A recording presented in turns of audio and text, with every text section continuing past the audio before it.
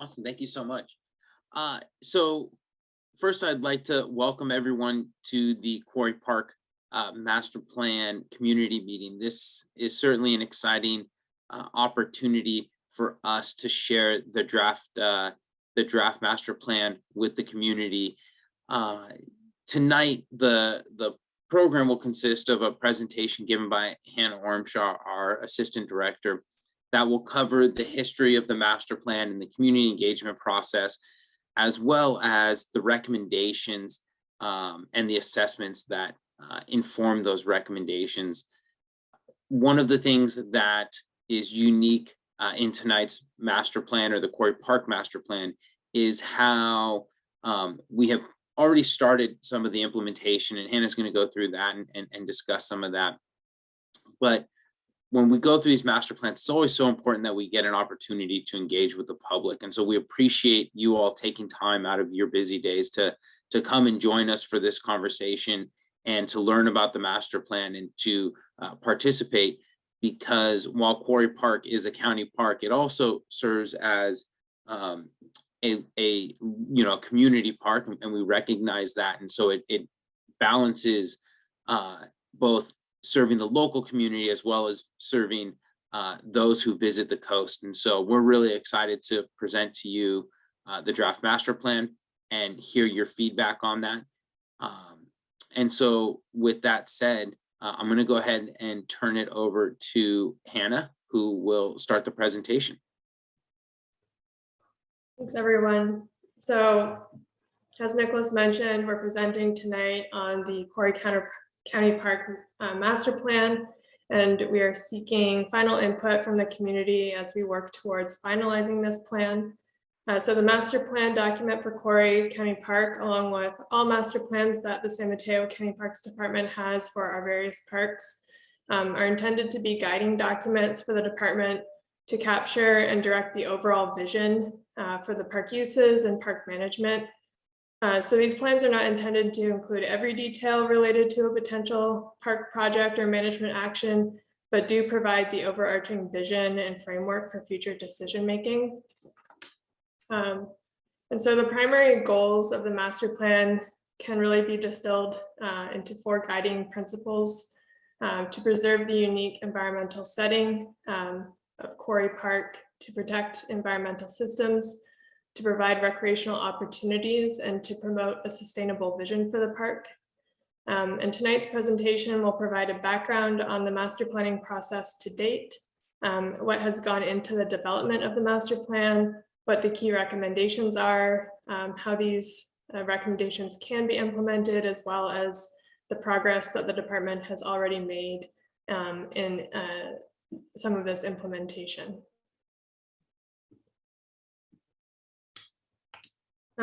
So to briefly introduce the project team, this has been an effort led by the San Mateo County Parks Department and our consultant team.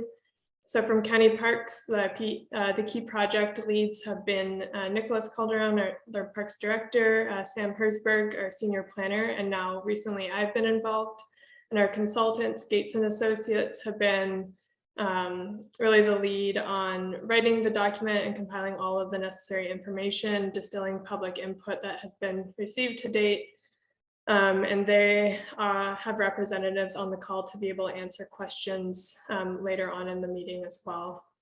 We've also had other studies completed by WRA Environmental Consultants and Pacific Watershed Associates that will be mentioned as part of this presentation as well.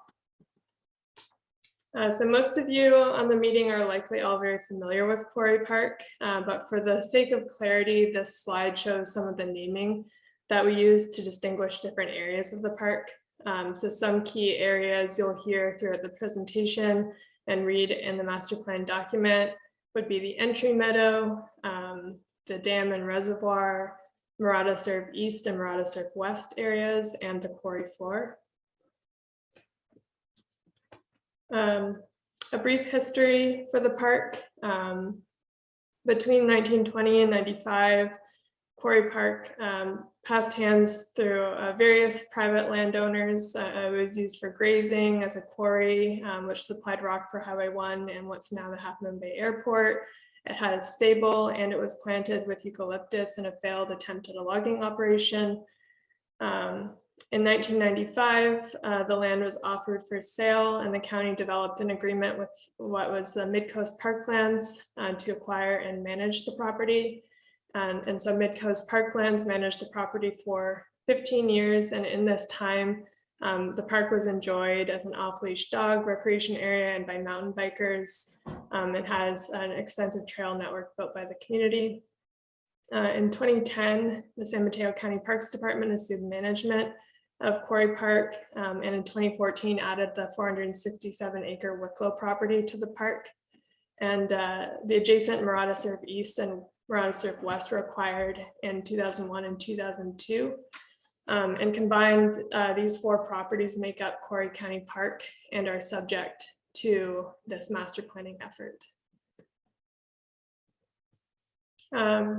So given the history of diverse uses for the park over the past several decades, there are a lot of historical conditions that the park has and different uses that are important to be able to address in the master plan. And so this includes looking at ways to improve and expand recreational maintenance and emergency access, to improve drainage and reduce erosion and sediment issues, addressing the community desire to continue off-leash dog recreation, addressing the potential conflicts between hiking and mountain bike use on trails, mitigating the threat of wildfire in El Granada and surrounding communities, developing recommendations for the management of sensitive habitats and species, addressing issues that are associated with the dam and reservoir, exploring additional ways to expand allowed uses and amenities to meet the needs and the desires of the community, and also examining opportunities to improve linkages and the existing trail network. So the scope for the master plan is similar to other 20-year master planning efforts done for other county parks. And this includes completing various assessments for the park with particular focus on key areas of interest or concern. For Quarry Park, these assessments can be broken down into 3 areas: trail systems and signage, visitor facilities and amenities, and natural resource management. There's also a series of public outreach and community engagement efforts throughout the development of the plan to ensure that the plan worked to meet the needs and the desires of the community. And through this, a variety of recommendations were developed and outlined in the plan, and this informs the Parks Department to then work towards implementing these recommendations. So on this project timeline, we are currently at the point where a draft master plan is available for public review and are seeking input to incorporate this into the final master plan, which would then be presented to the County Board of Supervisors for adoption. So through this meeting and through some other for a public survey that we'll make available on the website, as well as another meeting with the Midcoast Community Council, we'll be seeking public feedback and compiling all of the comments and feedback we receive and incorporating that into what becomes the final master plan document. So as mentioned, for the assessments, the 3 core categories that the master plan is framed around are trail systems and signage, visitor facilities and amenities, and natural resource management. And all sections of the master plan are split into these 3 category areas. So on this slide, you can see the main areas are assessed and the existing conditions that were outlined for each of these categories. For trail systems and signage, this included legacy trails, regional connection trails, the status and layout of the existing trail network, the need for an inventory of the entire trail network, as well as unofficial or social trails, and the mixed uses that are occurring throughout the trail system. For visitor facilities and amenities, the existing facilities include the playground and picnic area, parking, the tree house, restroom facilities, a community garden, as well as on-site facilities for park operations.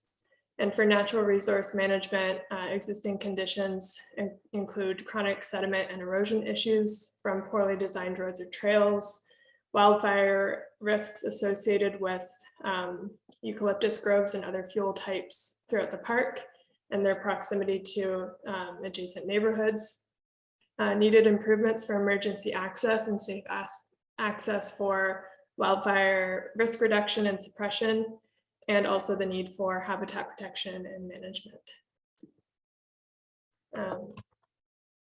So through public outreach in the past throughout this master planning process, this public engagement has guided the recommendations that are being made today and included in the master plan.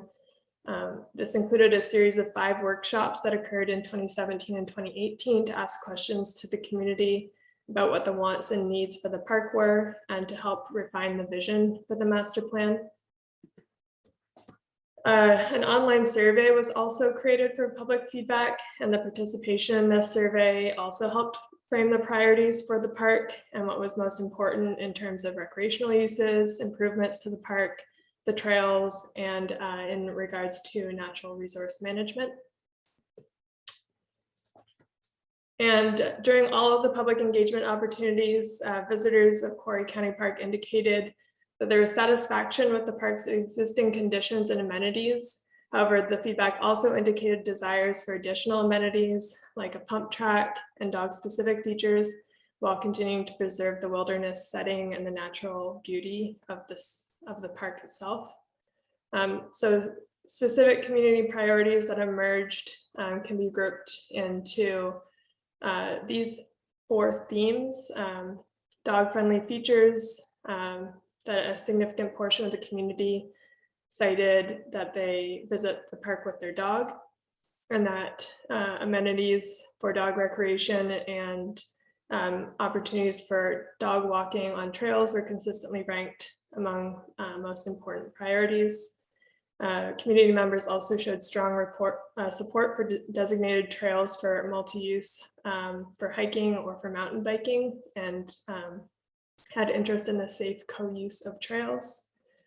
Preservation and restoration of natural resources was a priority in order to preserve the park's rural character, and also to prioritize efforts to protect and restore existing habitats, mitigate the threat of wildfires, and address drainage and erosion issues. And then for local park amenities for youth, sorry, I skipped ahead a slide. This recommended adding amenities geared toward youth use, for example, a pump track, and recommending that this could occur without increasing the intensity of park uses. So the 5th workshop in 2018 presented different alternatives for some of the park amenities, and the discussion on the preferred alternative at the time. And much of the focus on the amenities that would be proposed were placed within the entry meadow area and reflect the important amenities desired by the community. So the master plan recommendations are organized into 3 categories, again, following the same breakdown: trail system and signage, visitor facilities and amenities, and natural resource management. Each category supports the 4 main goals to preserve, protect, provide, and promote, as seen on this slide. And the implementation of these recommendations are all crafted to meet at least one or more of these goals, as Quarry Park continues to serve as a natural recreation environment. Some of the broad ideals that emerged through the county park master plan process were to address deferred maintenance and the inherited infrastructure challenges, to protect resources, mitigate the threat of wildfires, decrease erosion and sedimentation, and improve habitat value.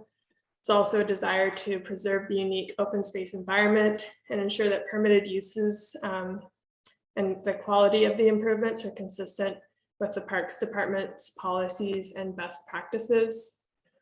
During the public review process, recreational improvements that were desired included a pump track improvements to the playground, picnic areas, to dog and mountain bike access on the trails.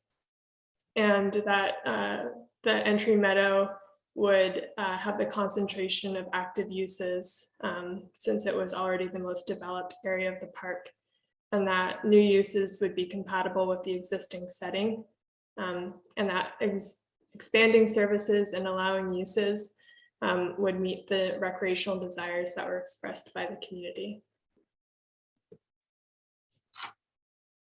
For recreation, for recommendations around trails and signage, the overarching aim is to provide a clear, hierarchical and integrated network of multi-use and single-use trails for different user groups, for emergency responders, and for park maintenance purposes, and that the county parks trail system should provide a variety of experience for different user groups.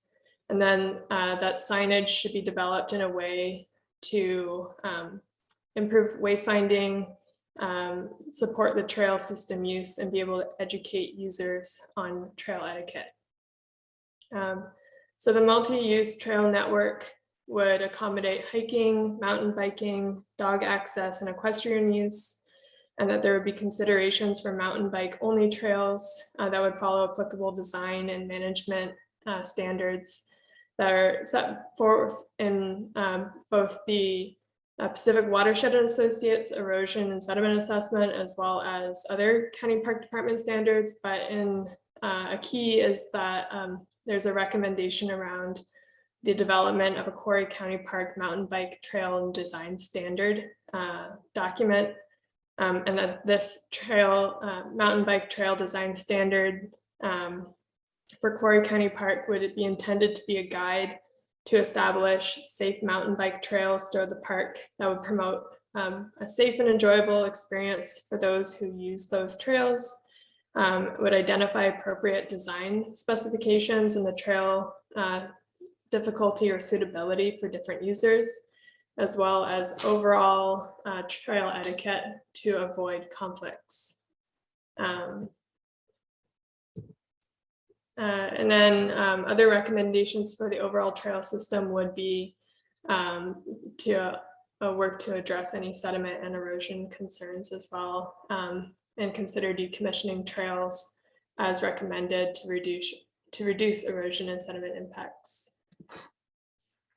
For multi-use trails, so existing multi-use trails would be improved or extended in order to facilitate park maintenance and emergency vehicle access.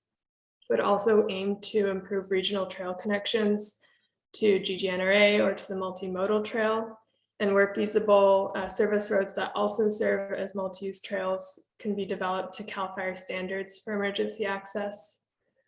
For hiking only trails, recommendations would include creating additional walking loops and connections for hikers. And for mountain biking only trails, recommendations would be, again, to develop the mountain bike trail design standards for the park. And using these standards, the Parks Department will determine how best to accommodate mountain bike trails and evaluate the feasibility of authorizing mountain bikers on multi-use trails and on downhill or designated mountain bike only trails in order to minimize the risk of conflict with other users. This process can also assess currently existing bike trails to determine whether they're suitable to become authorized or should be redesigned or decommissioned based on the trail design standards. Trail connections include adding a multi-use loop trail connection between the Southridge Trail and the Murata East Fire Road to Coronado Avenue. And this could also be improved as a service road to accommodate emergency responder access, to create a multi-use trail connection between Southridge and Vista Point Trail, and also to work with GGNRA to create a connection to Rancho Corral de Tierra. And there would also be an effort to evaluate connections between trails with different specific uses, such as solely hiking or mountain biking trails, to make sure there's safe interconnections between these specific user-specific trails. Trails that would be considered for decommissioning would be those that contribute to erosion and sedimentation according to the sediment assessment, or that do not meet the mountain bike trail design standards. And efforts to update or formalize certain trails should continue to accomplish and provide the desired uses and a diverse network of trails for different user groups, even if it does require decommissioning some trails.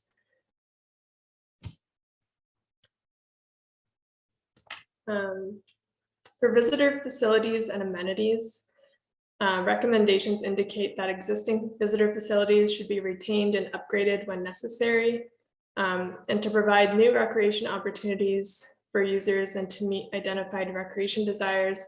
Several new uses have been proposed for Quarry Park. For the pump track, the County Parks Department, in partnership with the Granada Community Service District and the San Mateo County Parks Foundation, prepared detailed designs and plans for the pump track, obtained all necessary permits and approvals, and the construction of this commenced just this month, and completion is scheduled for July of 2020. For dog use recommendations, the implementation of an off-leash dog pilot program at Quarry Park is now approved. Along with this, recommendations would also focus on providing dog waste stations and signage that would clarify park rules and appropriate dog owner etiquette, and would also allow dogs on designated and signed trails consistent with the pilot and with the county policy for dog recreation.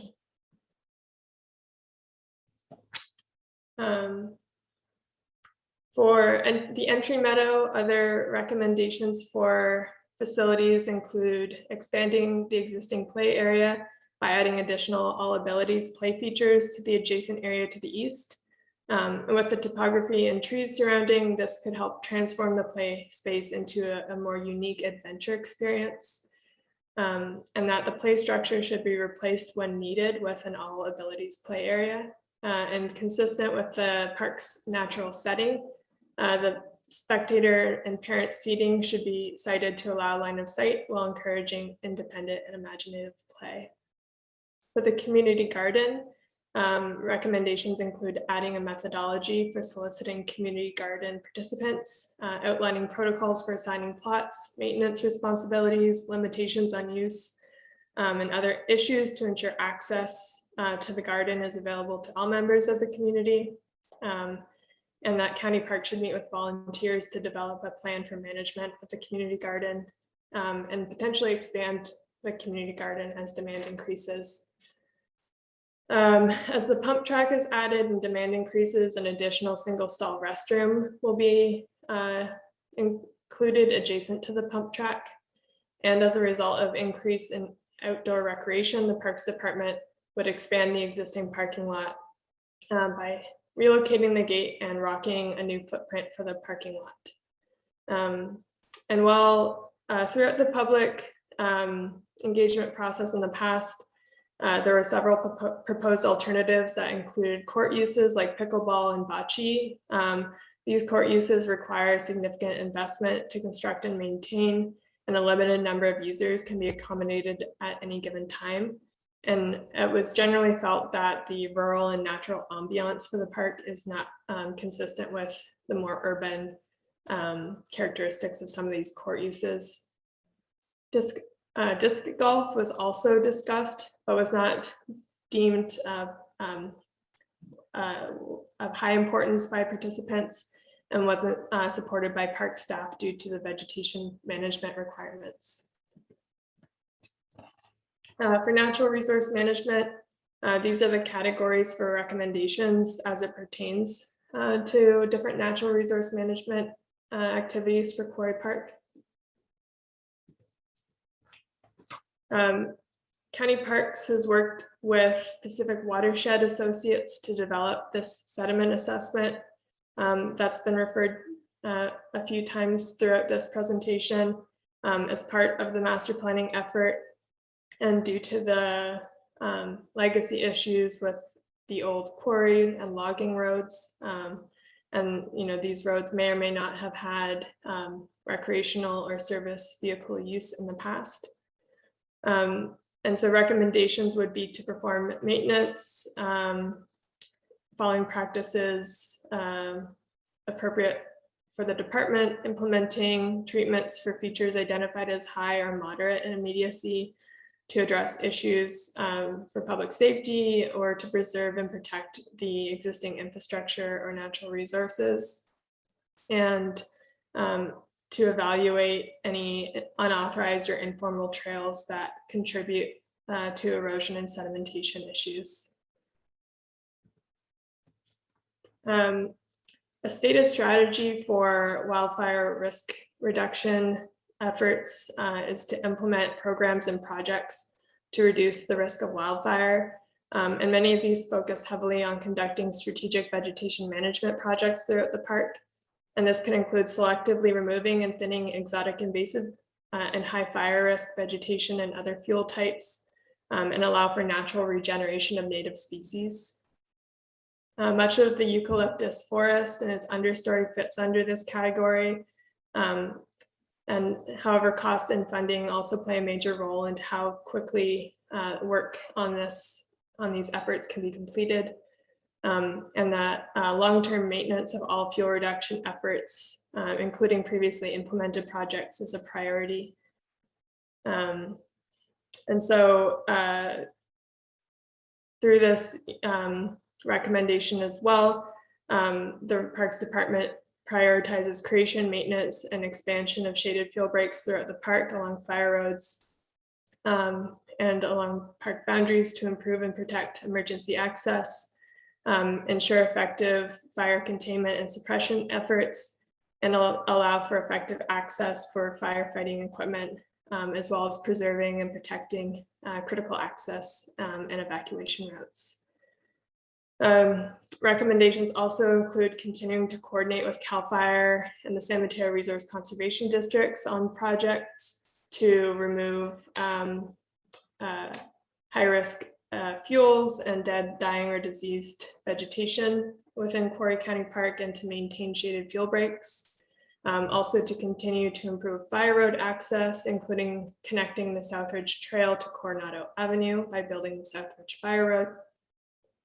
To maintain shaded fuel breaks along important fire roads and throughout the eucalyptus grove by periodically thinning smaller diameter trees, removing ladder fuels, leaving large mature trees with wide gaps between the forest floor and the canopy, periodically thinning trees to separate their crowns to slow the potential spread of fire through the forest canopy, and trimming and maintaining vegetation along roadways and access trails to create defensible space.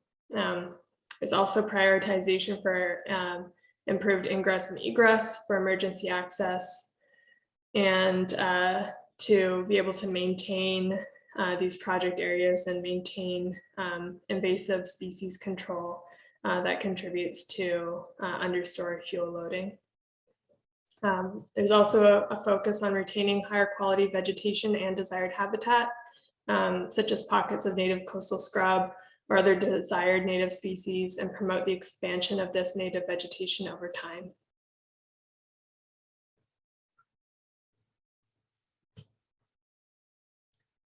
So recommendations around habitat protection and enhancement work to prioritize areas that have high potential habitat value and high potential for restoration opportunities. In conjunction with the fuel reduction project areas, there's opportunities to suppress invasive vegetation regrowth through different control techniques, including spreading chip and mulch layers that are generated from the eucalyptus trees on site, and allowing for native species that are present to be retained and for them to expand over time while continuing to control regrowth of invasive species. There's also opportunities to retain and manage the existing dam and reservoir, which provide habitat value for different wildlife species. So getting into implementation, again, while this master plan document provides information about implementation of the various recommendations, it is intended to provide a flexible guiding structure for addressing the variety of issues that Quarry County Park has, and is not intended to be a policy document. There are some specific improvement recommendations that may be implemented as part of ongoing park operations or maintenance, whereas others would require more detailed design and engineering, which can also include permitting, public input, and environmental review. There is an implementation timetable developed that is based on several assumptions that include recreational needs that are identified by the public and park staff, financial considerations, and different environmental factors. And so in this implementation timeframe, it's important that this sort of phasing is reviewed periodically to determine if the master plan vision is being implemented successfully or if there are modifications needed. And in the timeframe, there are essentially 5 different bins in which different projects or recommendations are framed. This includes things that are in progress, that are ongoing, that would occur in the short term within the next 0 to 5 years, in the medium term, which is 5 to 10 years, or in the long term, which is 10 to 20 years. And it's important to note that the master plan was undertaken during a pivotal time for Quarry Park. And so final review and approval of these final draft recommendations that are being shared took a pause in the spring of 2018 due to numerous factors. At the time, the County Parks Department needed to focus on revisiting permitted usage policies, including dog recreation and mountain bikes, as well as threats from wildfires, and the department addressing their response to COVID, all of which delayed the final public review and adoption for the master plan. However, while review and approval has been delayed, the county has been actively pursuing funding and has moved forward on implementing several recommendations from each category of the plan. So the County Parks Department is currently in the development of the Quarry County Park Mountain Bike Trail Design Standards, which are based on existing international, national, and state policies. A 12-month pilot program has been approved for Quarry County Park for off-leash dog access. Plans have been developed to complete the Southridge Fire Road to create this important trail and fire road connection. The county worked with community members to develop the pump track, and the construction for this broke ground at the park last week. Under natural resource management, as part of the governor's emergency fuel reduction projects in 2019, a shaded fuel break project was implemented at Quarry Park to remove understory vegetation and invasive plant material over approximately 80 acres of Quarry Park. The department has partnered with the San Mateo RCD, and the State Coastal Conservancy has funded a proposal and a project to create an additional 100 acres and expand upon the shaded fuel break network throughout the park. And the county is also currently pursuing grant funding to install a 200-foot wide defensible fuel break along the southern and western boundary of the park. The Parks Department and the county's Public Work Department also collaborated to create the county's routine maintenance program manual. And this manual really guides the approach and best practices for various maintenance efforts and streamlines the permitting related to park maintenance. and is all done in accordance with federal and state environmental agency requirements. There's also been minor dam improvements that have been undertaken, including vegetation removal on the top of dam, and work on a new water line, and that within the Public Works Capital Improvement Project Planning, there are additional improvements for the dam and reservoir in the planning phases currently. So as mentioned, the off-leash dog pilot program was approved by the Board of Supervisors recently, and will be useful for park staff to evaluate the success of off-leash dog recreation at the park over the course of a year, and to be able to determine whether to make it a long-term recommendation, and for the potential to consider it for other county parks. As part of this, improving the amount and quality of signage in Quarry County Park is a priority, to help make the pilot a success. The policy guidelines require that dogs be under voice and sight control, remain on designated and signed trails, cannot be more than 25 feet from their owner and within view and earshot, are within physical contact when approaching or being approached by other park users, and that waste is picked up and disposed of properly. And so at the end of the 12-month pilot program, the department will review the results and determine if off-leash dog access will continue and under what conditions. So as mentioned, the Southbridge Fire Road is in the planning process, and we'll working towards implementation. And this was identified and determined to be a priority for CAL FIRE so that first responders can access the park through this location in the event of a wildfire. The final designs are forthcoming, and the Parks Department is also currently in the progress of working with the community to develop these mountain bike design standards for Quarry Park, which include width, elevation, elevation change, trail difficulty, trail rating, signage, and trail etiquette. And we'll also evaluate the existing trails to determine modifications or redesigns as appropriate. And so on completion of these trail design standards, this would become an addendum to the Quarry Park Master Plan. The pump track, so this project is designed to include 2 pump tracks, one for beginners and one for intermediate or advanced riders, as well as a skill building trail. The pump track occupies or will occupy less than an acre of the meadow area adjacent to the corporation yard, and will be fenced and signed clearly. It will have a dirt surface with no impervious surface or underground drainage system. And as mentioned, as of last week, construction is underway.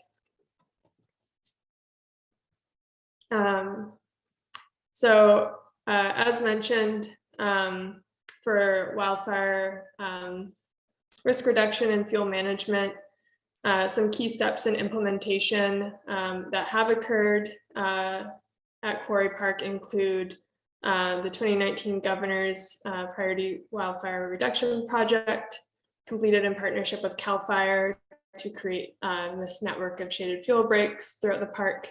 And this was initiated and completed as a result of an executive order issued by the governor, and Quarry Park was listed as 16th in the priority list of 35 projects identified across the state.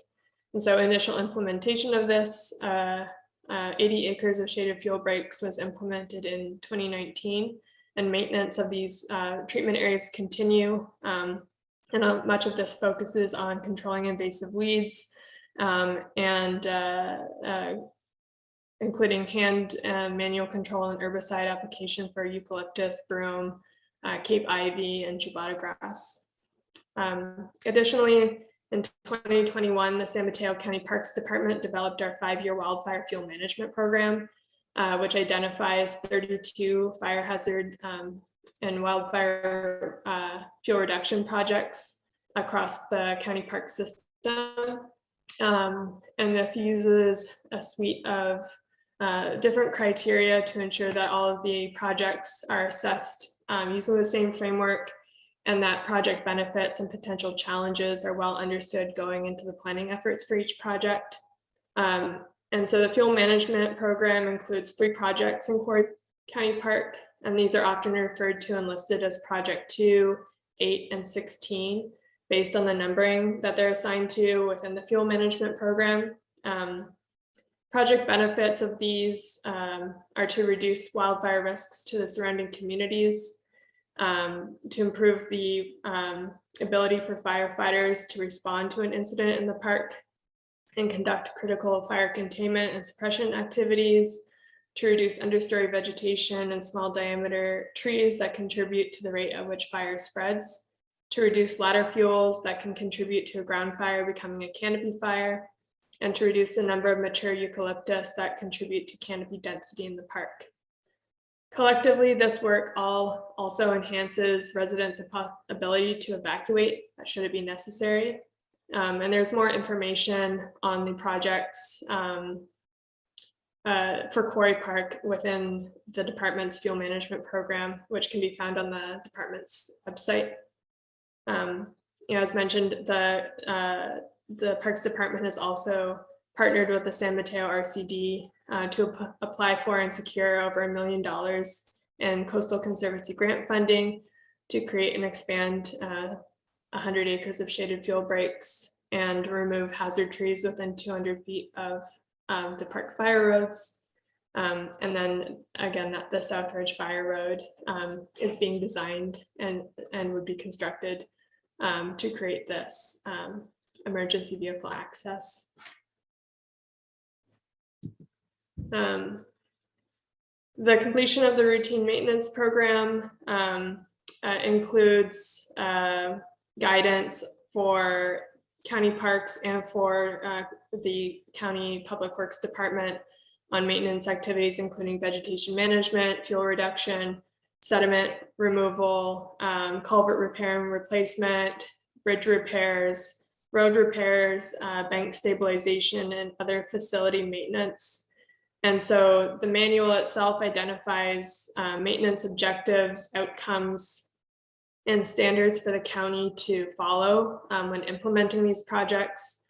And so, being a county-wide document applies to all relevant routine maintenance activities that would occur within County Park, Quarry County Park as well. For the reservoir, there are plans in progress to make repairs to the dam itself and improve the drainage and capacity of the dam following large rain events. There is an approved coastal development permit to make some of these improvements, but the planning for implementation for this is still in progress. And so the next steps we have, just to wrap up, the summary of the information provided through the presentation. What we're seeking from the audience tonight is any feedback and comment that you have on the recommendations and implementation actions outlined for the master plan. We'll also be posting a public survey online on the department's website. And that will be open through June 6th. And we'll also have a presentation to the Mid-Coast Community Council later this month as well. And through all of these forums, we'll be collecting public input and incorporating that into the final master plan document, which would then go to, we would then have the Board of Supervisors recommend the initiation of the CEQA review process. That would get underway and take a few months to complete. And we would anticipate the adoption of the final master plan and certification of the CEQA document by the Board of Supervisors together tentatively by March of 2023. And with that, we will open up for public feedback and any questions that you may have. Actually, Hannah, we have a few questions that have come in. Maybe we want to tackle those first, okay? Great. All right, and I think that, I think, Nick, you wanted to take the first one? Yeah, I can take the first one, Linda. So, the first question asks, why doesn't the plan include any years after 2022? I realize there were delays, but seems like a 5-year plan should look forward, not stop in the current year. So Hannah covered towards the back end of the presentation, and then on page 91, I believe it is, of the master plan, it starts looking at the forward-looking implementation. And so it's actually a 20-year plan, not a 5-year plan. So we lay out what the recommendations are and which should be implemented immediately, which should be implemented over the next 5 years, 10 years, and 20 years. So the plan does exactly that. So yeah, so Linda, I don't know if you want to just keep kind of going. I'm just keep kind of going through. So Hannah said that the bottom of the 200 feet of vegetation on the south and west of the Quarry Park will be removed. Why not shaded fuel break? And my understanding is that we will be doing sort of selective removal in those areas, that we're not clear cutting anywhere. You want to Yeah, so I believe the project area that is in question would be project 8 in the wildfire fuel management program, which does propose what you consider a sort of standard fuel break, not a shaded fuel break, in which the scope would involve removal of the existing overstory vegetation, in which is presently, predominantly eucalyptus trees and other invasive species. So that would be the scope for that project area. And the siting of that and the rationale is to help improve defensible space and access for fire suppression behind the neighboring properties along that boundary line, because it isn't directly adjacent to existing fire roads or other existing fuel breaks. So that particular project area does propose full removal of vegetation, primarily eucalyptus, within that 200-foot buffer distance. So then there's a question about the pilot dog program. How many dogs may each group be able to have? If there are 2 dog walkers, only a total of 2 dogs off leash should be allowed. Has this been discussed? Yeah, and I can take that, Linda. So the county ordinance clearly states that no individual can have more than 3 dogs with them at any given time. And if they have 3 dogs, essentially those 3 have to be on leash. Now, if they have dogs off leash, they cannot have more than 2 dogs off leash at any given time. So an individual theoretically could have 2 dogs off leash and 1 dog on leash, but no more than 3 dogs per person. And I know the individual who asked this question, and I've had brief email exchange, and we'll be talking more, but I do want to be clear that the county structured the ordinance this way specifically because we did not want large commercial dog walking groups to come to the county parks and let 15 dogs off at one time. That's not the type of experience we're looking to provide. And so the ordinance was crafted to reflect that. Okay. So then there's a question, will the findings and recommendations from the El Granado wildfire resiliency scoping project be incorporated into the Quarry Park County Park Master Plan? So again, with the master plan document, with the recommendations framed around the types of fuel reduction and wildfire risk reduction activities that could occur, those recommendations are meant to be broad and would be consistent with the types of proposed fuel reduction treatments or recommendations that would come out of the scoping project. So I don't anticipate any disagreement between the scoping project and the master plan in terms of the the intent and the recommendations around wildfire risk reduction and fuel reduction overall. While the implementation portion of the master plan does focus on the projects that are within the wildfire fuel management plan and the project areas that the department is actively working towards. Being a long-term plan, I don't anticipate any disagreement between the large-scale recommendations for wildfire risk reduction and those that come from the scoping project. Will the off-leash pilot program keep people from exercising their off-leash dogs in the children's play area and general picnic area?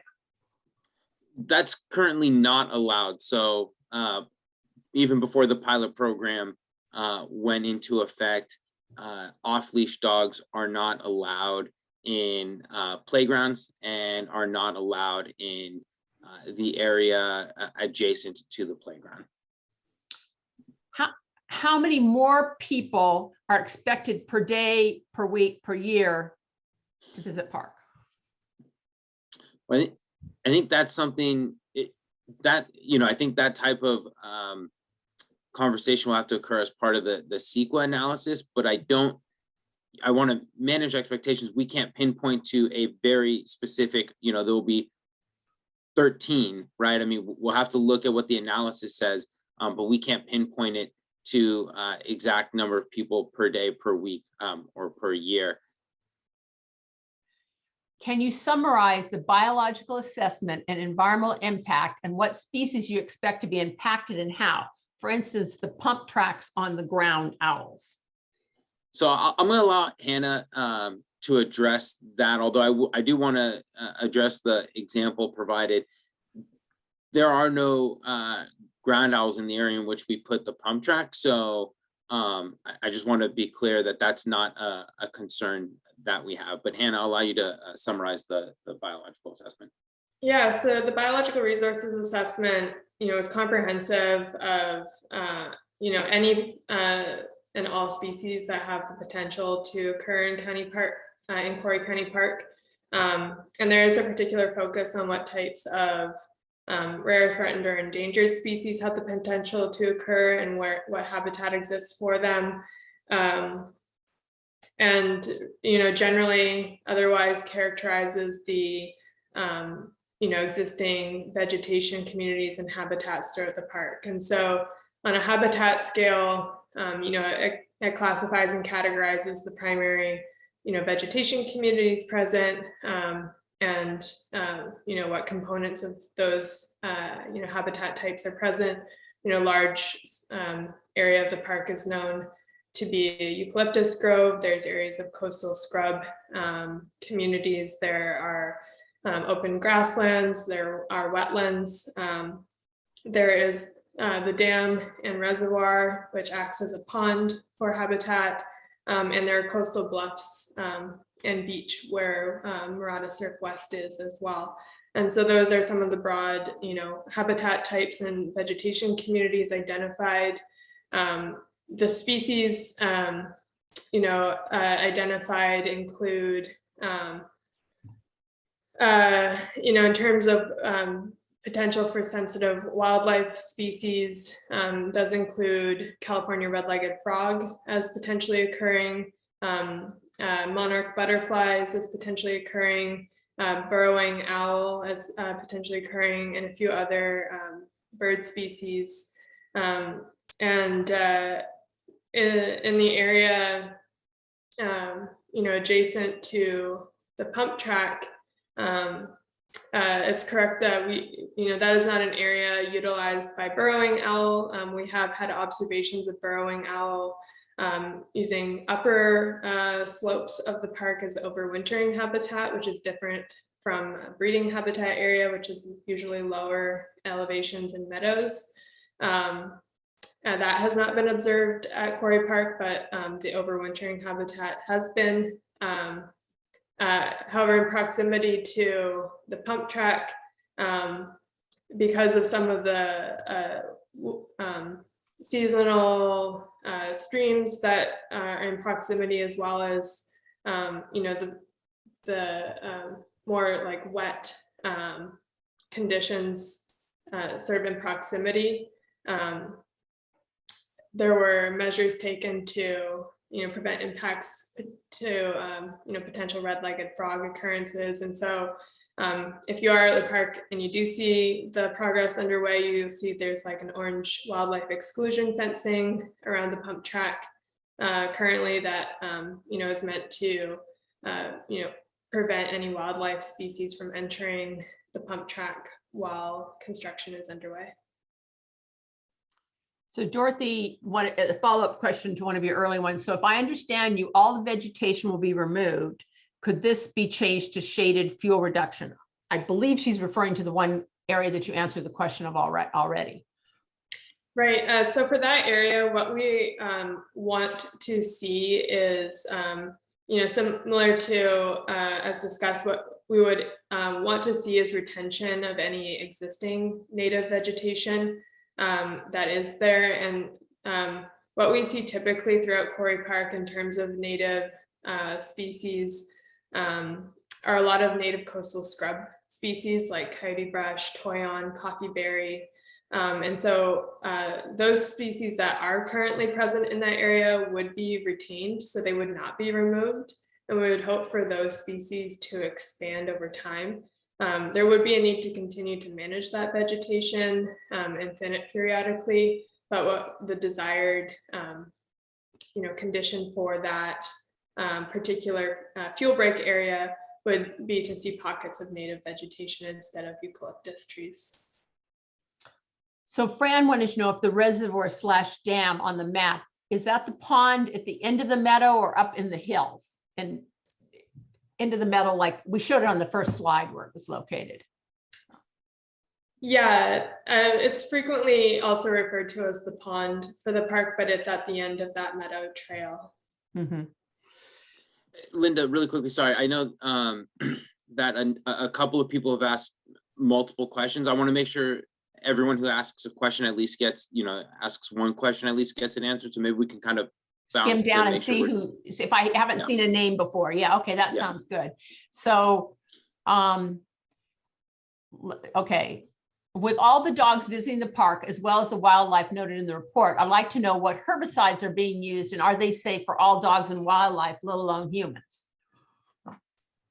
Yeah, so our approach for herbicide use is very targeted and low intensity use. So we always are focusing just on spot applications directly to the, the invasive vegetation that we're targeting to control. And so we're always using the least amount of herbicide necessary to accomplish that and the lowest volume. So basically like the least amount of chemical that we need to effectively control any invasive species that we do use herbicide for. We follow specific pest control recommendations that are provided by a professional pest control advisor. And these are all formulated and provided in a way that is meant for safe use by the person applying and in low volumes. We also make efforts to communicate with the public that there is very low and negligible risk for contact and impact for any park users once herbicide is fully dried and absorbed by the plants. So we do have a practice to close trails while herbicide is being applied, but usually it dries within 1 day of application. And after that point in time, there's no risk to public safety by walking along those trails and having your dogs walk along those trails either. So Melinda had a similar comment related to herbicides. I don't know if you wanted to add anything. When you talk about continuous maintenance of shaded fuel breaks and fire breaks, what are the herbicide poisons being used and what is the environmental impact report on continued use of herbicides in the watershed? Is there anything you want to add to that answer, Hannah, based on that? So because there are, a significant number and density of invasive species throughout Quarry Park, and they do grow back very rapidly after, doing work in these areas. Part of our, management and maintenance requirements really does focus on effective control of invasive species. And we do follow an integrated pest management process for invasive species control, which considers multiple different approaches for control, mechanical, manual control. But for certain species and for certain, for effectiveness, herbicide is often a necessary tool in the toolbox.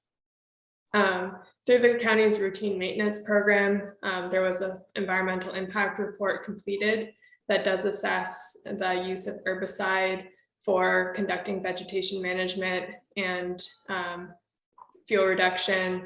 And so our environmental impact report for the routine maintenance program does incorporate that environmental assessment for herbicide use.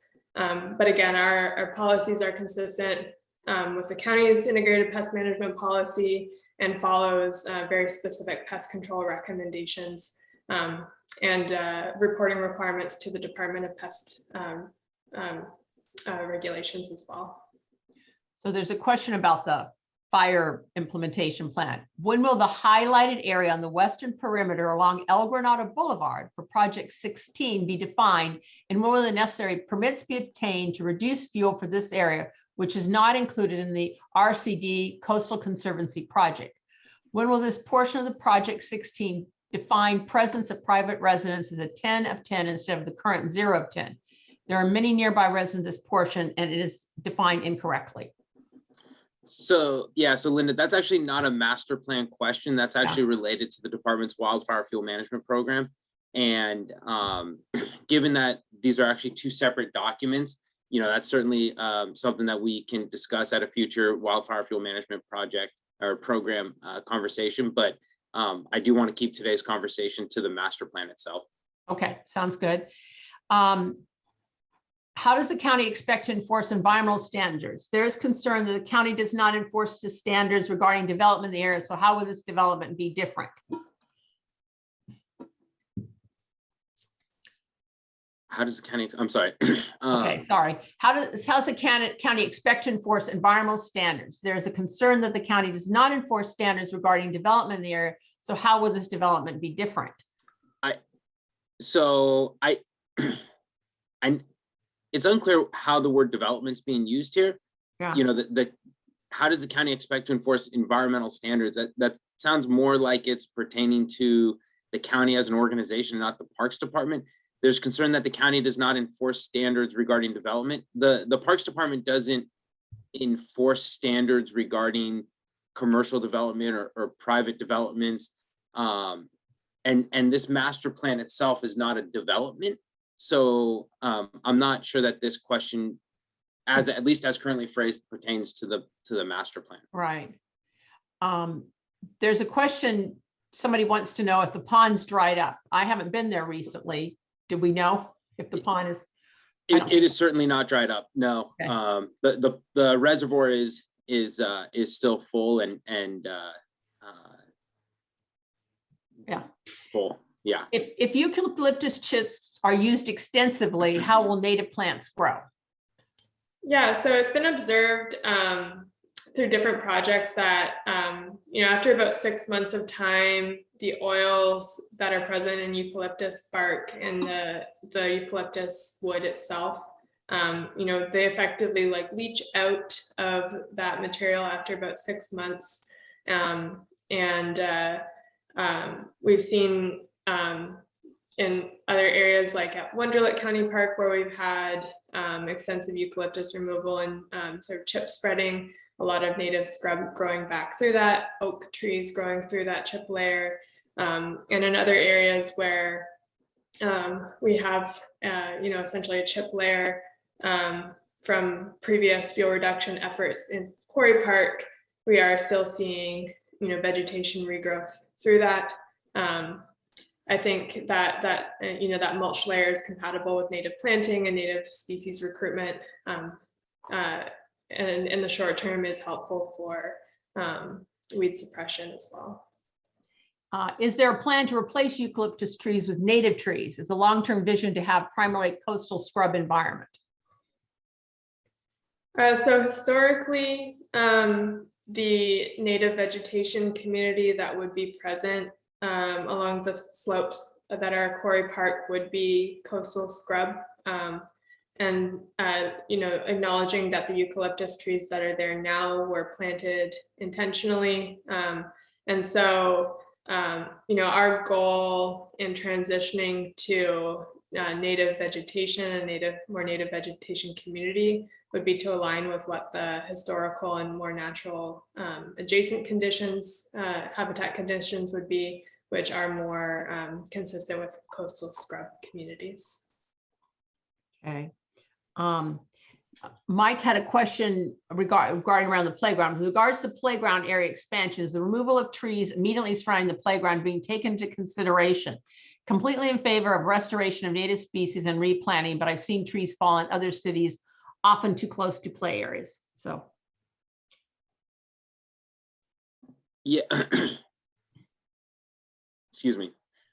So when we both build and manage playgrounds, we do regular inspections. And so we conduct regular inspections of the existing playground. Any expansion of that would also include regular inspections to make sure that that doesn't happen. So certainly, we are in favor of, again, restoring as much of that habitat as possible, which is that coastal scrub. It's not that eucalyptus. And so,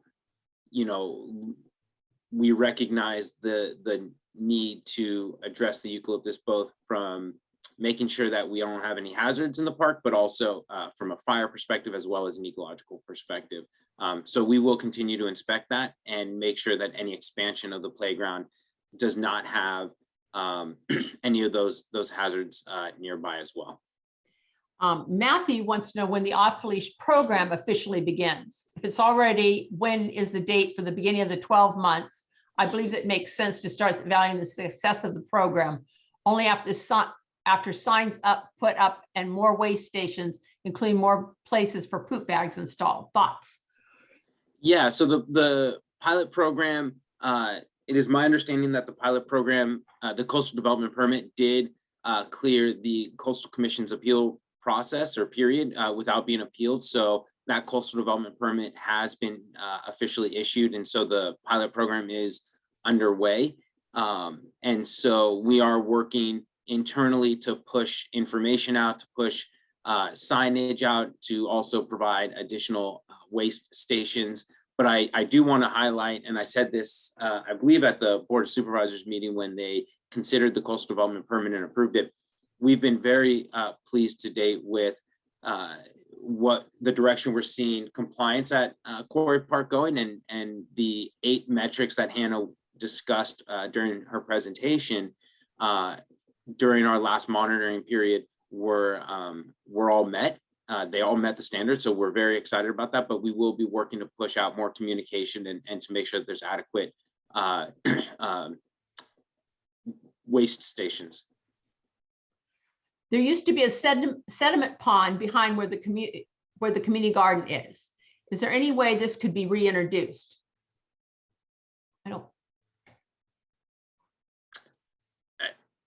I'm not familiar with the sediment pond, and not familiar with what it is or what it was. But it's, it's currently not in the master plan, and that's something that we would have to better understand before we can make an informed decision or recommendation on that. Okay.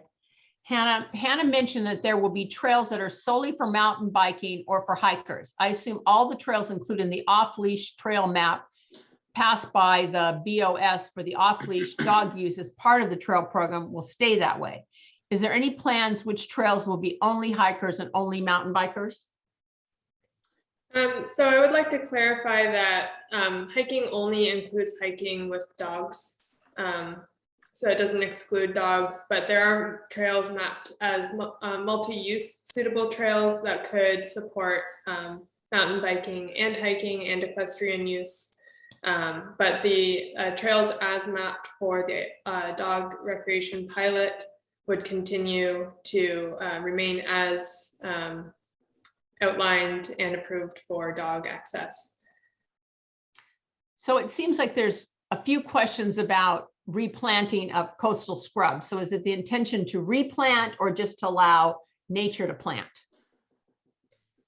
So the priority would be to promote natural recruitment. We do have populations of these native species present throughout the park, and in areas where fuel reduction has occurred, have seen successful expansion and recruitment of native species. But we would definitely, on a case-by-case and project-by-project basis, do monitoring and assessments to determine if revegetation is necessary. And in that case, we would make a planting plan that would include native vegetation. Then there was a question, what are the plans to determine if there is a landslip near the 500 block of El Granada Boulevard? Quarry Park trees near the backyards of residents have not been removed due to this uncertainty, and whether there is even actually a landslip. And I think, is that being looked at as part of the scoping project? I'm not certain if it's included in the scoping project in terms of having an additional geotechnical assessment for that slope, but that area itself is certainly included within the scoping project in terms of opportunities and recommendations for work within that area. So that'd be likely covered by the scoping project. And this may be outside of this project, but does the fire mitigation steps remove Quarry Park from the list of 35 high-risk locations in the state? If not, what effect quantitatively be achieved by the fire mitigation steps? So I believe Rich Sampson from CAL FIRE has spoken fairly extensively about this issue with regards to the fire hazard severity zones and what would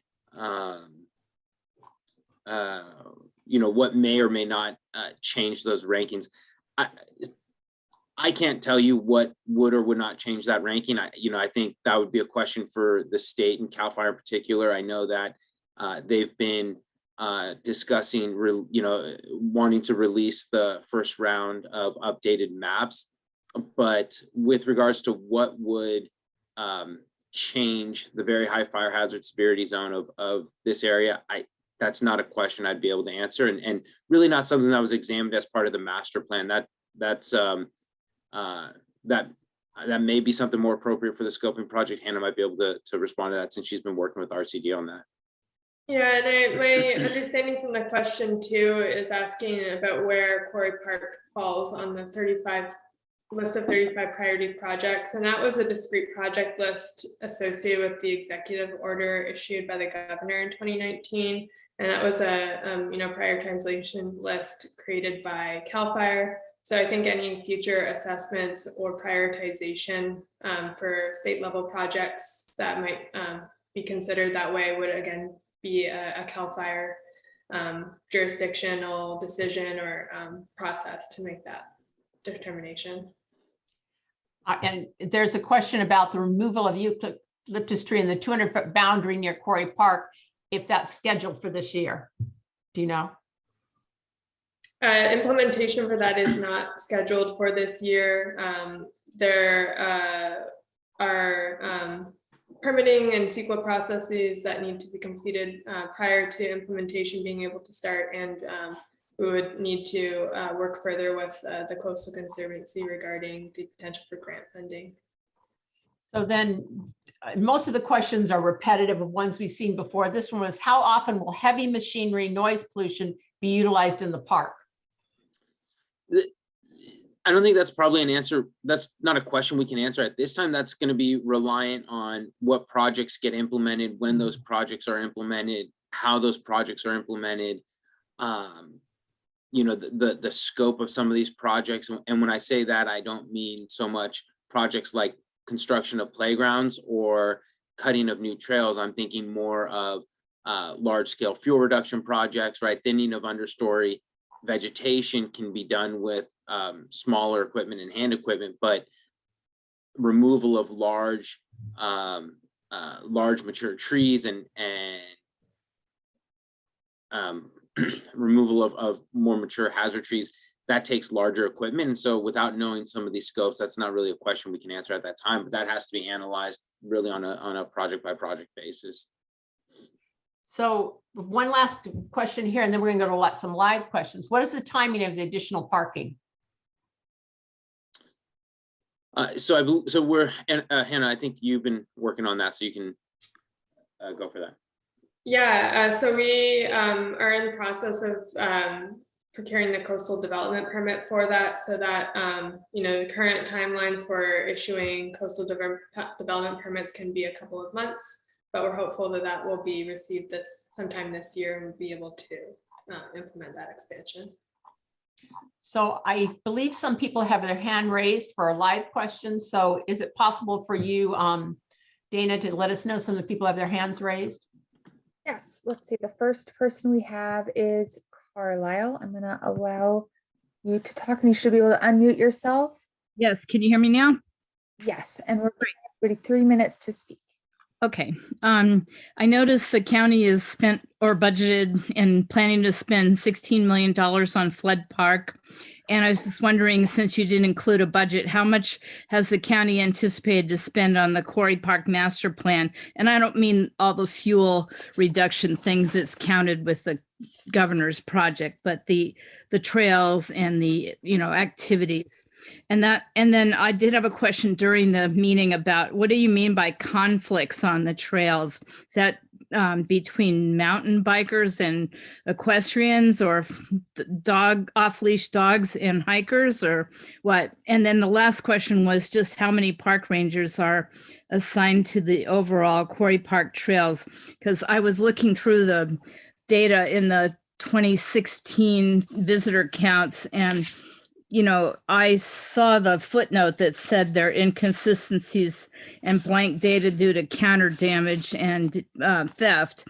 But it runs like for 2015, the Murata Surf West has 70,000 visitors, and then it tapered off to like only 14,000 in 2020 with the counter being broken.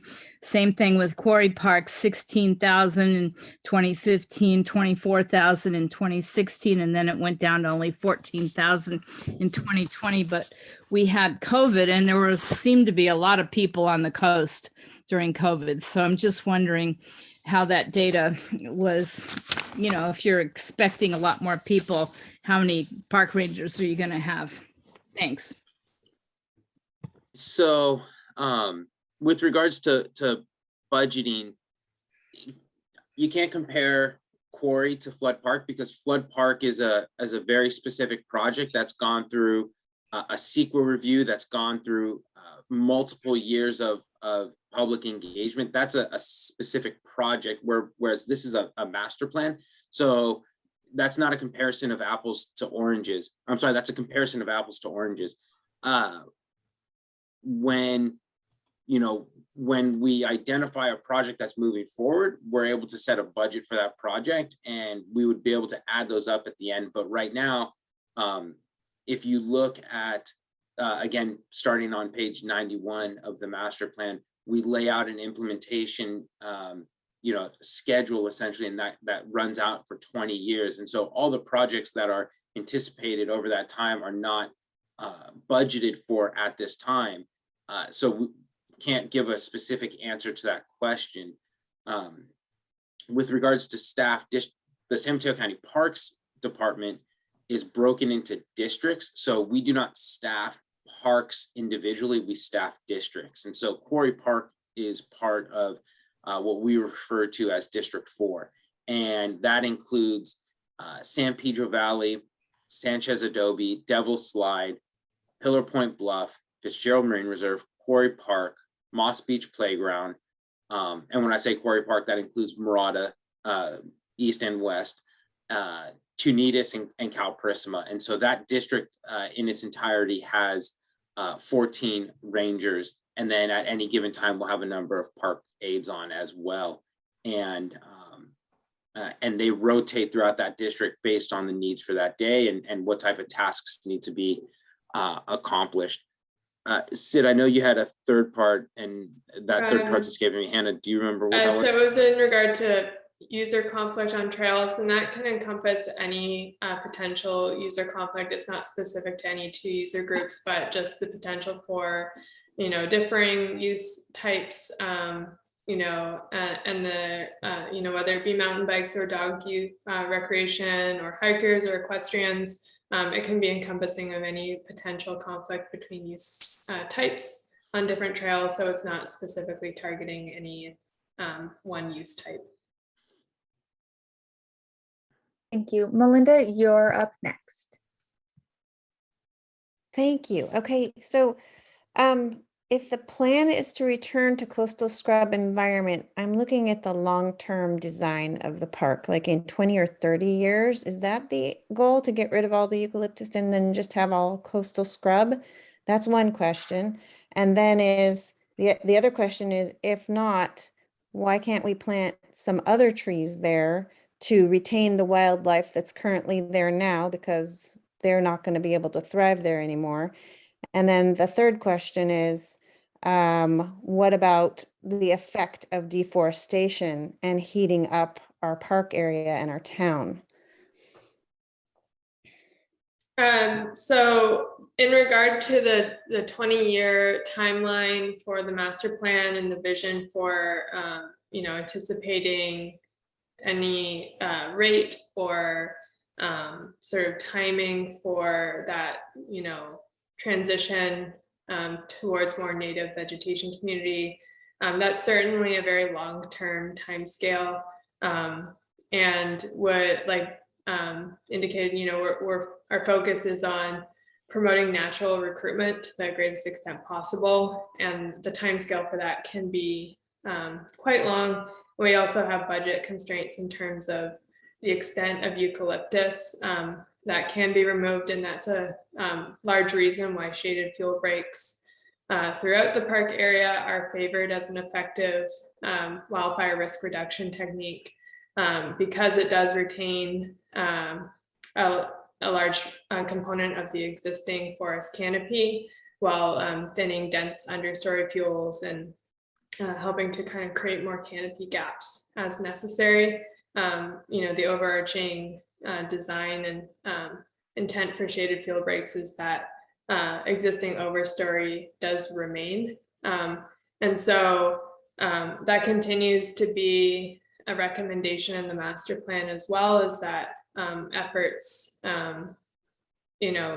focus, a fair bit on this shaded fuel break establishment to sort of balance cost effectiveness and the effectiveness of the wildfire risk reduction efforts itself. And so within that 20-year timeframe, would not anticipate a conversion of the entire eucalyptus grove to native coastal scrub. We're not proposing native tree planting. Again, in the effort to align with what is suitable habitat and sort of environmental conditions for vegetation on the coast. There really aren't other native forest types present along the mid-coast of San Mateo County within this within this area. Further south and inland, you do get other native forest types, but that's really not seen or present within this section of the mid-coast. And so we wouldn't be looking at converting to some other native forest community. I can't recall if there was another part of the question I missed. Deforestation effects. Again, so large-scale deforestation, removal of all trees is currently not the priority approach for vegetation management and fuel reduction. Our projects are largely designed to focus on shaded fuel breaks, which does retain the existing tree canopy and selectively thins certain trees, as well as trees that are dead or dying or in poor tree health. Thank you, Burnett. You're up next.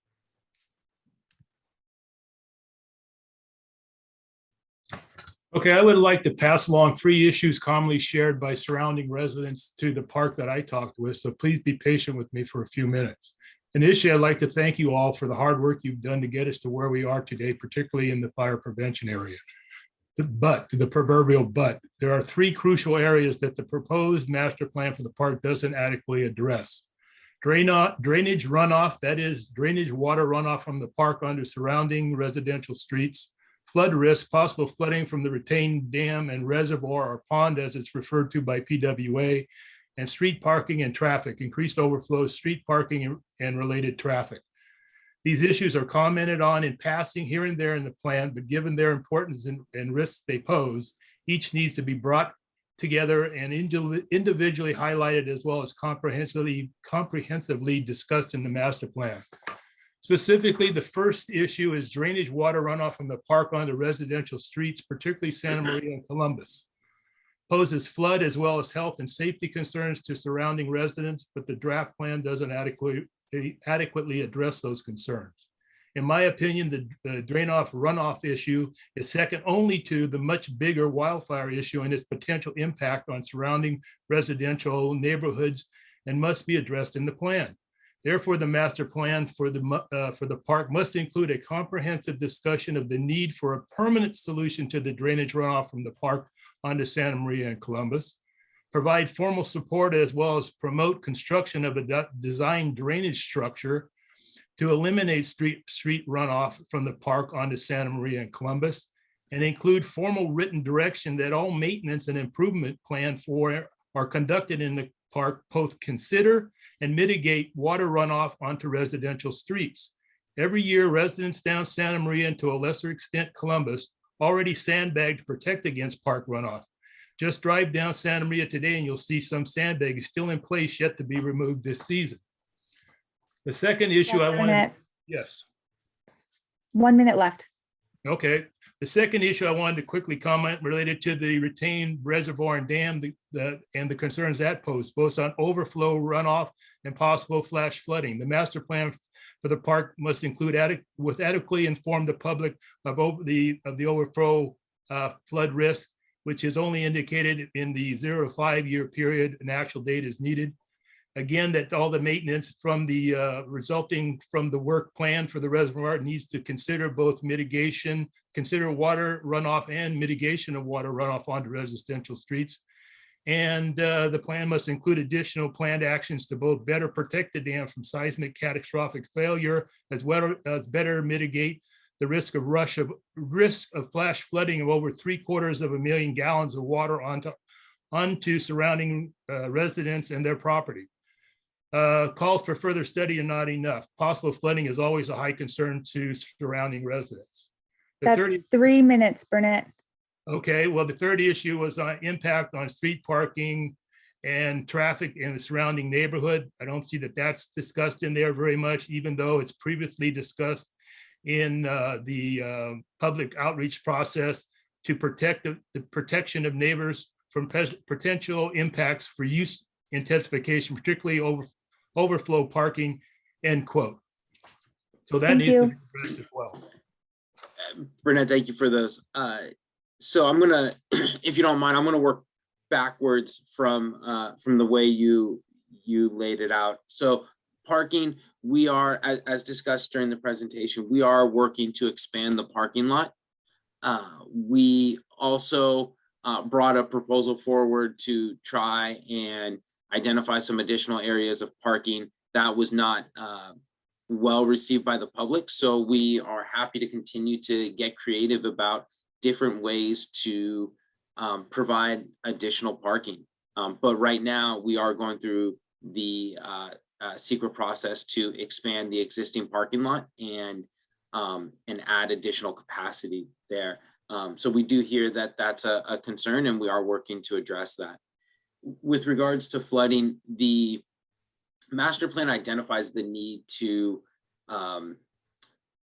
find a way to relieve some of the water that is in the reservoir.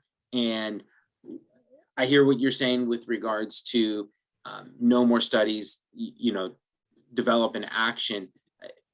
The master plan identifies the need to do that, and we are working to identify what that action is or what that project is.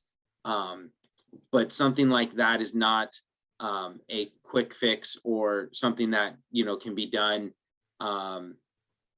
with the back of a napkin drawing. We really need to think this through, because if we don't design something properly, if we don't implement it properly, we could end up doing more harm than good. So we certainly hear the concern that you're expressing. And again, that concern itself made it into the master plan, and we are going to work to identify a way to create that ability to again relieve that reservoir as appropriate. And then lastly, the runoff. The PWA report in the master plan looks at erosion and looks at to a degree some of the drainage, and I'd have to go back and look at it in greater detail to understand what it says with regards to this Santa Maria and that section of the park. And I'd also have to work with our Department of Public Works to understand what they're seeing from a drainage perspective and where they feel the water's coming from. So I can't give a more detailed answer than that at this time, but I do hear what you're saying, and that's something that I'm happy to again go back and look at what the master plan says, talk with our Department of Public Works, and see what may be a feasible solution, and see what is appropriate to state in the master plan. Thanks. Up next is Matthew. Sorry for the delay. First, I'd like to begin thanking everyone here, Nicholas and Sam. You've done a great job for years and years on this and everything else with the park. Hannah, nice to meet you. I'm sure we will talk in the future. Same with Linda. I'm representing both myself, Matthew Greenberg, and as president of Peninsula Dog Pack. We're a group that, as Nicholas knows, has worked closely with the Parks Department to increase dog access, but responsible dog access. So we really appreciate one thing we offer, as you know, to get in touch with us in the future, to set up cleanup days, every now and then, particularly over the summer when there's more people from out of the county and out of the area using the parks, who tend to be the most likely to not pick up their poop people. And also one thing that I haven't told Nicholas, but our organization is starting to organize recall training for members, because we recognize the most important thing is responsible ownership. And part of that means when you call your dog better well come. And that's what we will work on doing. We will work, as I say, with Park Department to keep increasing park.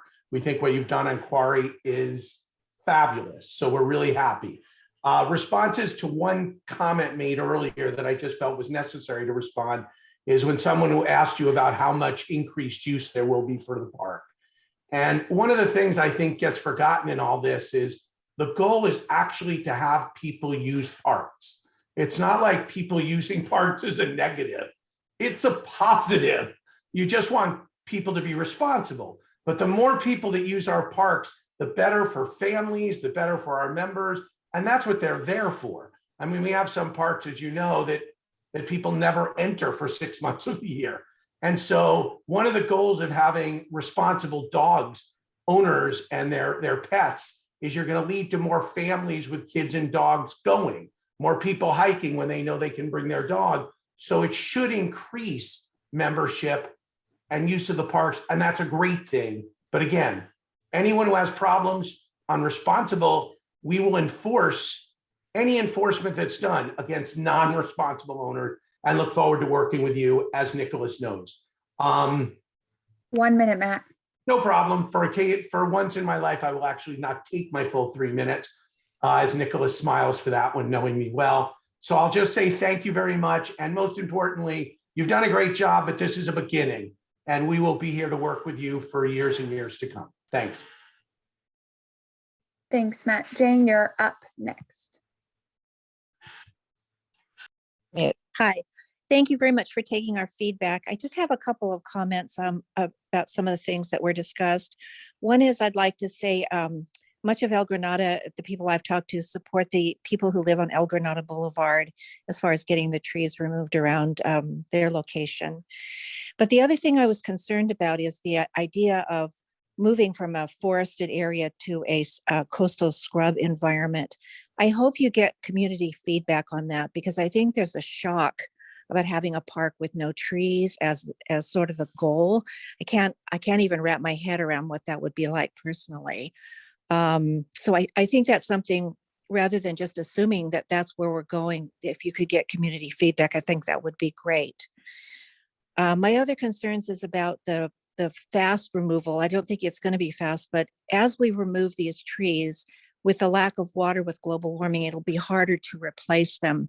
So I hope we remove them sort of slowly, methodically, and also monitoring any changes in the environment, because we're already seeing loss of fog, more wind, changes that we don't fully understand what's happening. So a real monitoring beyond just, satisfying an environmental report. If there could be extra monitoring, that would be fantastic. But I very much appreciate you taking our feedback.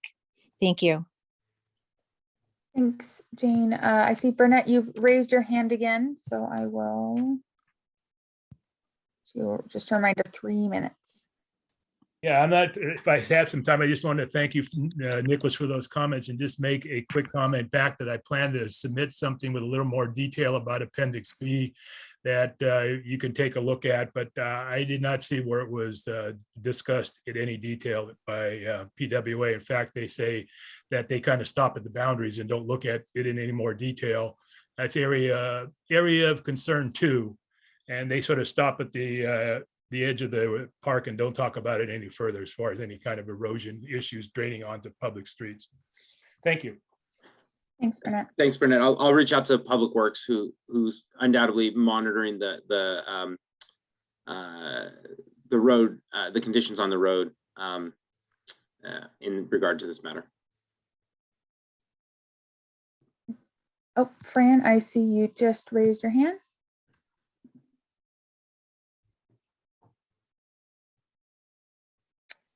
Yes, can you hear me? Hello? Yes, we can. We can hear you. Hi. Good to see you again, Sam. I have several things that I am concerned with Quarry Park, but I'll stick with about 3 things right now. I think it's really crucial to figure out a place other than here in the Quarry area where everything else is going on for a dog park. I know that's the one thing that's been neglected, and that's the one thing most everybody uses. They're using the tot lot now and the 2 acres above the tot lot for dog park, and that's taking over the play. That should be an extension of the tot lot. That whole area is for kids to play ball games, to run around, to play, for picnicking, for families to play sports, or teams to come and play sports. But they're not going to do it when there's always dogs there, and more people are coming with dogs. So we need to put the signs up and make sure we're only asking for those 4 acres out. I think it's about 4 acres out of the 500 or 600 that dogs are allowed on, to be free of dogs. That's the only thing. If families come with their pet, they usually tie them up. I'm talking about people that are coming on a regular basis, playing ball, catch with their dogs every day. And they're peeing, they poop, they scratch, they dig holes. It's going to ruin it for what it's supposed to be, an extension of the tot lot and playground area. So I hope you'll consider that. I was wondering also with the parking, have you considered Fran, you have taking 1 minute reservations. left. Pardon me? You have 1 minute left. Have you considered taking reservations for the pump track once that goes in, rather than everybody coming in at once with all the other activities going on? There are days, especially every weekend, the parking lot is full. So you've got to consider maybe reservations for pump track, because then people will know when they can come and when they can go on the track, rather than everybody coming at once, causing a real traffic jam and parking all over the place. Because there's not, even with the additional parking, there's not going to be enough. And let's see, the third thing was, I think you need a full-time ranger once that goes in to be here monitoring everything all day long, and maybe a ranger housing for the area. And those are Thanks, my Fran. That's 3 main minutes. things. Thank Thank you. you. Those are my 3 main things. Thank you.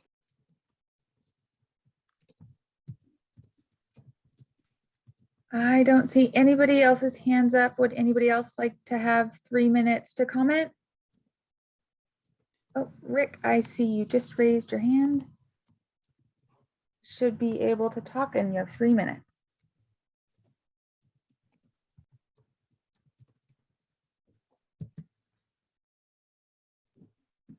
Rick, Right. Yep. Hi there.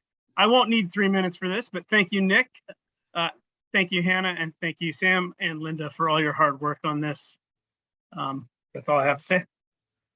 Oh, Thanks. Anybody else like to say a few words? Karen, I'm gonna give you permission. There you go. Can you hear me? Yes, we can. Okay. Just a quick comment. I put in the Q&A, but in the master plan, it mentions to the extent possible, explore opportunities for maintenance cost recovery with rental of the quarry floor for special events. And I just wondered, how will you ensure enforcing fire risk awareness and to prevent potential sparks from incoming groups who may be coming from over the hill, completely unaware of how dangerous it can be to have any sparks or fire source in Quarry Park, especially if there's not a ranger on duty very much. For any rental events, will you have someone official who is monitoring and enforcing things with those events? That's Yeah, it. Karen, great question. Thank you very much. And you know what we'll probably have to do is add to that language. When we talk about special events, we're thinking about the department hosting an event, the Granada Community Services District hosting an event, local community groups, not necessarily, I want to have a birthday party for my child and I'm going to rent that out and I'm going to have barbecues and these other types of amenities. So the use would be far more restricted than how it comes across right now. So I appreciate you pointing that out, and we can certainly work to clean that out. Naturally, if we're hosting an event, or Granada Community Services District is hosting an event in that area, and we haven't had conversations with them, they're just the first organization that came to mind. We would have very specific restrictions on what type of activities could occur there. We do not want to have any type of fire risk in that area, and we recognize that something could certainly happen in that area. So we would have very specific protocols in place to avoid that, and standards in place. And then lastly, during special events, we do allocate additional staff resources to that park. So typically our special events are happening at places like Coyote Point or Flood Park or Huddard Park. And when those events do occur, we do have staff that's dedicated to those parks on those days because we are having that event. So under those circumstances, we would have that additional staffing resources. I hope that kind of answered the question.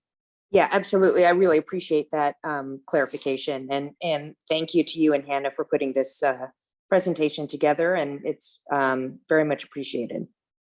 No, thank you for bringing that up, and we'll certainly clean that language up. Carlisle, I see your hand is raised. You have 3 minutes. I don't need 3 minutes. I already asked a long question before, but the last person made me think of this. Nicholas or anyone from Parks, are you planning a grand opening for the pump track?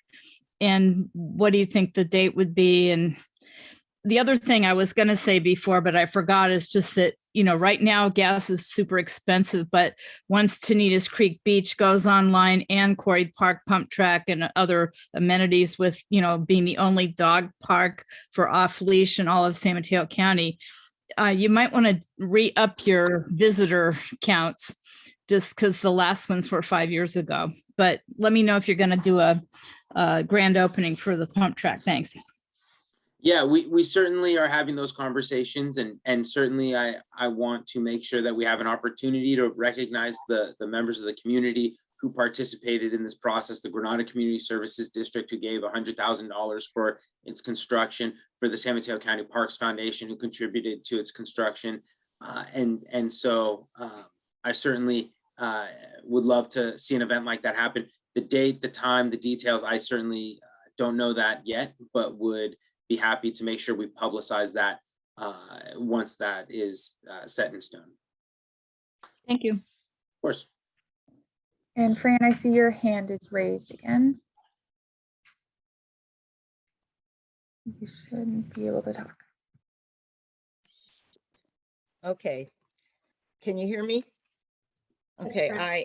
I have to respond to that announcement of a grand opening, because we cannot have the whole Bay Area coming down here. I've already talked to Nicholas about that. I hope you're not going to have a grand opening. And Granada, I've talked to a couple of them too on the Granada district, because the original idea for the pump track is for the community. That's why they're contributing to this, the cost of it. And that's what has always been said. It's supposed to be for the community, not for the whole Bay Area. So please do not advertise this on the website or some big grand opening. We're going to have an opening for the community, for the coast side. That's the main thing, but not for everybody in the world to come all at once. I can't even imagine all of that traffic coming here. Please, will you answer that, please? So this project has always been intended to be a local serving project that gives coastside residents a long awaited and desired and sought after amenity. And we're very excited about that. And a grand opening or an event would really be an opportunity to bring all the kids who participated in that Mid-Coast Community Council meeting back in 2020, a chance to come and see what they got for their civic engagement. With that said, we're not going to tell people from other parts of the county, you can't come. I mean, that's not what county parks are about. That's certainly not what things like the Coastal Act are about. So what I can say is, we want to make sure we let the local community know, but we won't be checking IDs at the door to make sure we know where people reside. Yeah, but if you don't advertise it on the website or encourage everybody to come, it won't. I mean, people will invite their friends in anyway, but I don't think we need to advertise it. With this little area cannot afford to accommodate that kind of a crowd that would show up on something like this. So please take that into consideration. Thank you. Thanks, Fran. Did anybody else, we got a couple minutes left. We can probably take one more comment before we close off the webinar this evening. I'm not seeing any hands. Oh, Diane, I see your hand. You'll be our last one to talk this evening. Hi, I'm someone who has lived here since 1990, and I have photographed the Quarry Park all those years. And I have to, I understand what the person who just spoke talked about, bringing all the people in and so on. I think part of Quarry Park, I mean, I visited Quarry Park when it was under private private domain. I asked the people if I could go in and walk, and they said yes. And so there is a mystery there. There is I should say, a sense of mystery, a sense of quietness that I know, this is a county park, and as a county park, these things are going to change. But I guess I just want to say, please respect the fact that there is this sense of quietness that the community finds within Quarry Park. And I understand that it's going to change, but I don't want to change to the point that all it is crowds and people and bikes and so on. And I know that everybody's probably rolling their eyes at this point, but for me, it's really important. And I think for a lot of people in the community, it's important that some sense of quietness remains in that park. It is a respite for the El Granada community, as well as a place of recreation. And I just ask that please be respected. And that's all I have to say. Thanks, Diane. Thank you. And I am going to just answer one. Someone has asked the same question twice in the chat and they have not gotten an answer. So I'm going to go ahead and answer really quickly, because the question was favorite part about Quarry Park. And I will tell you, my favorite part is actually heading out there on a foggy day and heading on the trails. And I don't know, there's something about the tall trees and the thick fog that is just such a cool experience that that I just always enjoy. So that's always my favorite thing to do out there. Magical. Yes. Very much so. Yeah.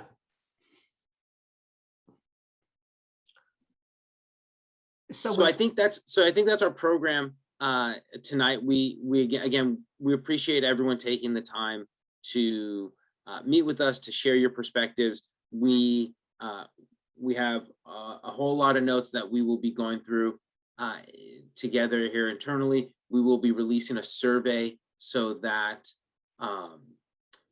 the public can further engage. And again, we will be going to the Midcoast Community Council this month on the 25th. So still opportunities to provide feedback. But again, really appreciate you taking the time to spend your evening with us. And we certainly look forward to having a phenomenal master plan and continue to make Quarry Park what it is and what it's always been, which is an amazing place to go. So thank you. Thank you very much for joining us. Thank you. Thank you, everybody.